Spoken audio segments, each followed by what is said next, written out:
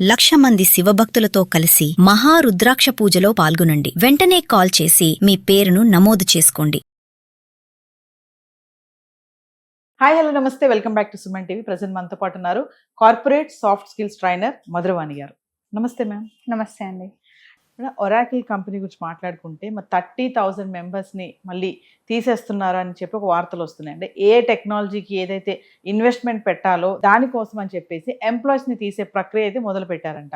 అంటే మనం పక్కన మాట్లాడుతున్నాం ఏఐ వల్ల ఉద్యోగాలు మళ్ళీ వస్తాయని చెప్పి, కానీ కొన్ని కంపెనీస్ ఇంకా దానికి ఇన్వెస్ట్మెంట్ చేయడం కోసం ఉన్న ఎంప్లాయీస్ని తీసేయడం కూడా జరుగుతుంది. మరి ఒకసారి మాట్లాడుతుంది. రీసెంట్గానే మేబీ మార్చ్లో అనుకుంటే మనం 60,000 ఎంప్లాయీస్ని ఒరాకిల్ తీసేశారు. అంటే ఎర్లీ మార్నింగ్ మెయిల్స్ పంపించడం, మన ఎంప్లాయీస్ అందరు షాక్కి గురి కావడం, ఇవన్నీ చూస్తున్నాం. అంతలోపు మళ్ళీ ఇప్పుడు June 15th వరకు 30,000ని తీసేస్తామని మళ్ళీ ఒక న్యూస్ సర్క్యులేట్ అవుతుంది. అంటే ఎందుకు తీసేసానంటే ఒరాకిల్ ఏం లాస్లో లేదు, మంచి మల్టీ మిలియనర్ కంపెనీ, అది ప్రాఫిట్సే ఉన్నాయి. కాకపోతే ఒరాకిల్ ఏం చేస్తుందంటే ఎంప్లాయీస్ని తీసి ఆ అమౌంట్ వాళ్ళు ఏఐ మీద ఇన్వెస్ట్ చేద్దామని చెప్పి, డేటా సెంటర్ ఇన్వెస్ట్ చేద్దామని చెప్పి ఈ ఎంప్లాయీస్ని తీయడం జరుగుతుంది. అది కూడా without any intimation. Last time అయితే ఈసారన్నా 15th వరకు టైం ఇస్తుంది. బట్ ఇప్పుడు మన వాళ్ళు కొంచెం చూసుకొని, అంటే ఆల్రెడీ న్యూస్ సర్క్యులేట్ అవుతుంది, ఎవరిని తీస్తారో తెలీదు. సో ప్రతి ఒక్కరు కూడా అలర్ట్గా ఉండాలి, ఎప్పుడు ఏమైనా వస్తుందో తెలీదు. సో అంటే ఇప్పుడు ఏమవుతుందంటే ఎవరైతే లాయల్గా వర్క్ చేస్తుంటారు కదా, ఒక 10 years నుంచి కూడా కంపెనీ నమ్ముకొని వాళ్ళు చాలా ఎఫెక్ట్ అవుతారు దీనివల్ల. ఎందుకంటే వాళ్ళకు ఉన్నటువంటి సెటిల్మెంట్స్ ఉంటాయి అండ్ వాళ్ళు ఇన్ని ఇయర్స్ లాయల్గా ఉన్నారు.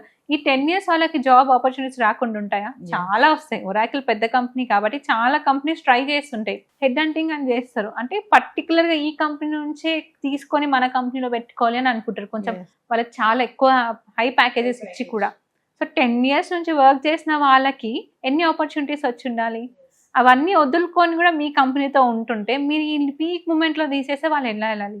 లాస్ట్ టైం మనం చూసుకుంటే కూడా ఐ థింక్ ఒక 20 years ఎక్స్పీరియన్స్ అతను కూడా వితౌట్ ఎనీ ప్రియర్ ఇన్ఫర్మేషన్ తీసేశారు.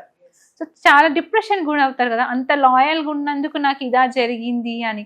అందుకనే వీళ్ళు ఒరాకిల్ వాళ్ళు కూడా కొంచెం ఏఐ మీద కాకుండా ఎంప్లాయీ సైడ్ గురించి కూడా ఆలోచించి, వాళ్ళు అంటే ఎవరైతే లాంగ్ టర్మ్ నుంచి చేస్తారో వాళ్ళని తీయకుండా ఉంటే కొంచెం బాగుంటుంది. అంటే పెద్ద పెద్ద కంపెనీలు మీరు ఇందాక అన్నట్టు హై ప్యాకేజెస్, ఇప్పుడు ఒరాకిల్ లాంటి కంపెనీస్లో పనిచేసే వాళ్ళకి వేరే కంపెనీస్ నుంచి ఆఫర్స్ వస్తూ ఉంటాయి అంటారు. అంటే ఎక్కువ శాలరీ వస్తున్నా కూడా వీళ్ళు ఇమీడియట్లీ వెళ్ళిపోయే ఛాన్సెస్ ఉంటాయా? వీళ్ళకి రైట్స్ ఉంటాయా? అంటే వీళ్ళకి బాండింగ్ అట్లా ఏమి ఉండదా? కొన్ని కంపెనీస్ బాండ్ పెట్టుకుంటారు, కొన్ని పెట్టుకోరు. బాండ్ అయినా మీకు 1-2 years ఉంటుంది, 10 years 15 years అట్లా ఏమి ఉండదు, 1-2 years ఉంటుంది. కాబట్టి ఆ బాండ్ అయిపోయి వెళ్ళిపోతుంది. చాలా మంది మనం చూస్తూనే ఉంటాం న్యూస్, ఎక్కువ ప్యాకేజ్ వస్తుందని వదిలేయడం. మనమే చేసాం చాలా న్యూస్, 38 కాకుండా 36 కాకుండా 38 అడిగి వెళ్ళిపోయారని. ఇప్పుడు మన ప్రెసెంట్ జెన్జీ చూసుకుంటే ఎక్కువ ప్యాకేజ్ ఎవరిస్తే వాళ్ళ దగ్గరికి వెళ్ళిపోతున్నారు. ఆ వర్క్ ఎట్లుంటుంది ఏం చూడట్లేదు, జస్ట్ ప్యాకేజ్ అట్రాక్ట్ చేస్తుంది వాళ్ళకి. అంత ప్యాకేజా, నేను తొందరగా ఎదిగిపోవచ్చు, తొందరగా మనీ సంపాదించవచ్చు అని చెప్పి వర్క్ ఏ సిచ్యువేషన్ ఉన్నా, ఏ లొకేషన్ ఉన్నా మన వాళ్ళు రెడీ అయిపోతున్నారు. అట్లా ఎట్లా రెడీ ఉన్నారో అట్లనే ఒక్క మాట అనగానే వెంటనే రిజైన్ చేయడానికి కూడా రెడీ ఉన్నారు. అట్లున్నది ఇప్పుడు జెన్జీ. అంటే ఒరాకిల్ ఇప్పుడు ఏఐ పైన ఇన్వెస్ట్మెంట్ పెట్టడం కోసం ఉన్న ఎంప్లాయీస్ ని తగ్గించేసుకుని ఆ అమౌంట్ ని దీనిపైన పెడదామని ఆలోచిస్తుంది అనుకోవచ్చా? అంతే ఇప్పుడు ప్రతి కంపెనీ చేస్తుంది అదే కదా. ఏఐ పేరు చెప్పి ఎంప్లాయీస్ ని తీసేసి ఈ అమౌంట్ ని అక్కడ ఇన్వెస్ట్ చేస్తుంది. అంటే కొన్ని కంపెనీస్ ఏమో ఏఐకి ఖర్చు ఎక్కువైపోతుందని చెప్పి ఎంప్లాయీస్ని తీసుకుందాం అనుకుంటుంది. కొన్ని కంపెనీస్ ఏమో ఏఐ పైన ఇన్వెస్ట్మెంట్ పెట్టడానికి వీళ్ళని తీసేస్తున్నారు. అంటే ఇది ఇలా అటు ఇటుగా కూడా కొనసాగుతుంది. ఒక పక్క జాబ్స్ వస్తున్నాయి, ఒక పక్క జాబ్స్ కూడా పోతున్నాయి. మరి కమింగ్ టు మనం వర్క్ ఫ్రమ్ హోమ్స్ గురించి మాట్లాడుకుంటే మధురవాణి గారు, మనం ప్రీవియస్ మాట్లాడుకున్న వీడియోలో మరి మళ్ళీ వర్క్ ఫ్రమ్ హోమ్ కల్చర్ అనేది మళ్ళీ స్టార్ట్ అవుతుందా, స్టార్ట్ అయ్యిందా? అంటే ఇంతవరకు అయితే స్టార్ట్ అవ్వలేదు. జస్ట్ మనకు మోడీ గారి నుంచి ఒక ఇన్ఫర్మేషన్ వచ్చింది అంటే, కానీ అఫీషియల్గా అయితే ఎక్కడ అనౌన్స్ చేయలేదు. కాబట్టి ఇప్పటికైతే వర్క్ ఫ్రమ్ అంటే ఎవరైతే ప్రీవియస్గా కరోనా టైం నుంచి hybrid mode work from home వాళ్ళు కంటిన్యూ చేస్తున్నారు. కానీ కొత్తగా కంపెనీస్ ఇప్పుడు ఎవరైతే running companies work from office ఉన్నారో వాళ్ళు మాత్రం ఆఫ్లైన్ ఇంకా వెళ్ళలేదు, ఆన్లైనే వర్క్ ఆఫీస్ నుండే చేయడం జరుగుతుంది. బయట కూడా కొన్ని వార్తలు ఏంటంటే రాను రాను ఉద్యోగాలు దొరకడం చాలా కష్టమైపోద్ది, వచ్చిన ఉద్యోగాన్ని చాలా జాగ్రత్తగా ఒళ్ళు దగ్గర పెట్టుకొని చేసుకోండి, అంటే స్టైల్కి పోయి ఆ కంపెనీ ఓనర్కి ఆఫర్లు ఇచ్చి నేను 2 రోజులే వస్తా ఆఫీస్కి, 3 రోజులు రాను, నేను ఇంట్లో ఉండి చేస్తా, ఎక్కువ ప్రొడక్టివిటీ ఇస్తా, ఇలాంటి ఛాలెంజెస్గా వెళ్లకుండా ఉన్న జాబ్ని జాగ్రత్తగా చేసుకోండి, ముందు ముందు జాబ్స్ అసలు లేవు, ఉండవు అనేసి కొన్ని వార్తలు వస్తున్నాయి. అవును. అంటే మన మోడీ గారు ఎప్పుడైతే మనకి ఆ వ్యాఖ్యలు కొన్ని మాటలు చెప్పారో అప్పటి నుంచి కొన్ని ఇలాంటివన్నీ బాగా రైజ్ అవుతున్నాయి. లైక్ పెట్రోల్, డీజిల్, గ్యాస్ ఇవన్నీ పెరిగిపోతున్నాయి. గోల్డ్ కొనొద్దని చెప్పారు, వర్క్ ఫ్రమ్ హోమ్స్ అన్నారు, జాబ్స్ కూడా ఉండవు అంటున్నారు. ఇంకా ముందు ముందు మనీ క్రైసిస్ కూడా వస్తాయి, డబ్బులు కూడా ఎవరి దగ్గర ఇంకా 2-3 సంవత్సరాలు పోతే డబ్బులు కూడా ఉండవు ఎవరి దగ్గర, ఏం కొనొద్దు, ఏం అమ్మొద్దు, ఇలాంటి వార్తలు చాలా చూస్తున్నాం. మరి ఇలాంటి టైంలో ఉద్యోగం విషయానికి వచ్చేటప్పుడు కొంతమంది యంగ్స్టర్స్ తీసుకుంటే బీటెక్ కంప్లీట్ అయ్యి వచ్చిన వాళ్ళు కానీ ఇలాంటి వాళ్ళు ఏంటంటే కొంచెం నెగ్లిజెన్స్గా ఉంటున్నారు. వస్తుందిలే, వచ్చినప్పుడు చేద్దాంలే, దీనికంటే ఇంకా మంచి జాబ్ చేయాలి, నాకు ఈ జాబ్ కాదు అనే ఒక మైండ్ సెట్తో ఉంటున్నారు. అలాంటి వాళ్ళకి మరి ప్రెసెంట్ ఉన్నటువంటి ఈ క్రైసిస్లో మీరేమైనా చెప్పగలుగుతారా? ఇప్పుడు మనకి చాలా జాబ్స్ ఉన్నాయి, జాబ్స్ లేవని కాదు, కానీ మన పిల్లల కాన్ఫిడెన్స్ ఎట్లుందంటే ఇది కాకపోతే ఒకట్లే అంటే ఇంటర్వ్యూ షెడ్యూల్ అయినా కూడా ఇంటర్వ్యూకి వెళ్ళరు, హెచ్ఆర్ కాల్స్ లిఫ్ట్ చేయరు, ఇంటర్వ్యూ అటెండ్ అవుతారు, ఆఫర్ లెటర్ తీసుకుంటారు, తీసుకొని కూడా వెళ్ళరు. ఇది కాకపోతే ఇంకో చూద్దాంలే, ఈ ఆఫర్ యూజ్ చేసుకొని వేరే ఆఫర్ తెచ్చుకోవచ్చులే అని. అలాంటప్పుడు ఏమవుతుందంటే మీరు మంచి కంపెనీ మిస్ అయిపోతున్నారు. మీరు అంటే ఎట్లా మన పిల్లలు ఎట్లా కాన్ఫిడెన్స్ ఏముందిలే జాబ్ చూసుకుందాంలే అని. కొంతమంది యాక్చువల్లీ చాలా మంది చెప్పాలనుకుంటే జాబ్ ఏముంది అంటే పేరెంట్స్ వాళ్ళకి అంత ఫ్రీడమ్ ఇస్తున్నారు, అంటే అడిగినప్పుడు అలా అమౌంట్ ఇవ్వడం, అట్లా ప్యాంపరింగ్ చేసే వాళ్ళకి వీళ్ళకి జాబ్ ఇంపార్టెన్స్, మనీ ఇంపార్టెన్స్ తెలియట్లేదు. ఒకప్పుడు జాబ్ ఇంటర్వ్యూ అంటే ఎంత భయపడే వాళ్ళం.